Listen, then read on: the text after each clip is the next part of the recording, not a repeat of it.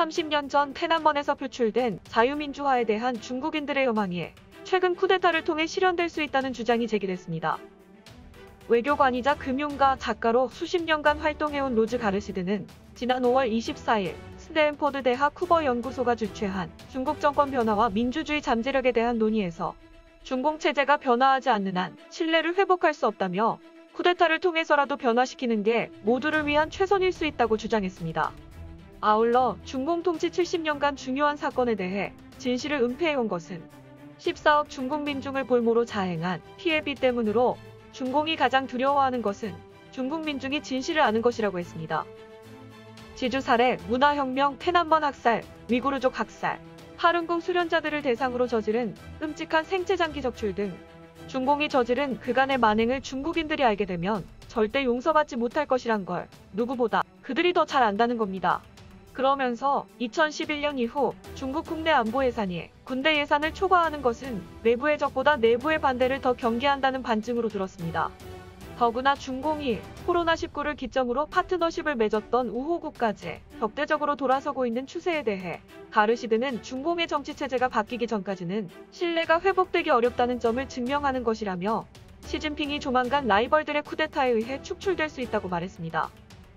시진핑이 중국의 경제, 사회 질서의 변화에 따른 정치적 변화를 거부하고 있으니 중국 국민과 시진핑의 라이벌들에게 이러한 인식이 조성되었다는 겁니다. 말하자면 시진핑을 밀어낸 쿠데타 세력이 공산중국을 자유민주주의 체제로 변화시킬 수 있으리라 전망한 겁니다.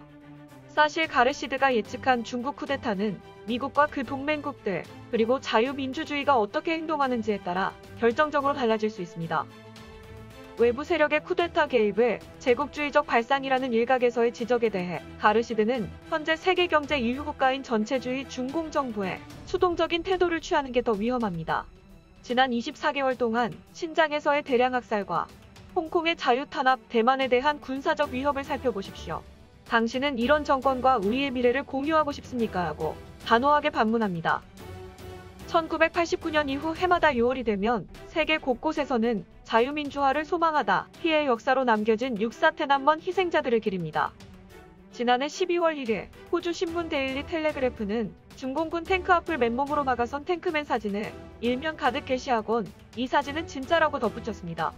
호주 군인이 아프가니스탄 어린이를 죽이려는 모습을 묘사한 가짜 이미지 사진을 트위터에 올린 중공의 악의적인 의도를 탱크맨 사진 한 장으로 날려버린 겁니다. 사실 중국인들의 6.4 민주화 운동은 자유민주화에 대한 중국인들의 여망을 전 세계인에게 각인한 피로 쓴 미완의 역사입니다.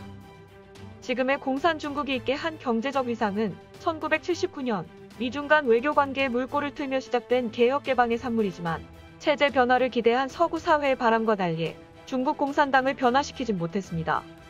거대한 외국 자본이 유입되면서 수많은 중공 관리들과 상인들은 상상할 수 없는 큰돈을 벌기까지 무정부패가 만연했고 그에 따른 피해는 고스란히 민초들의 몫이 됐습니다.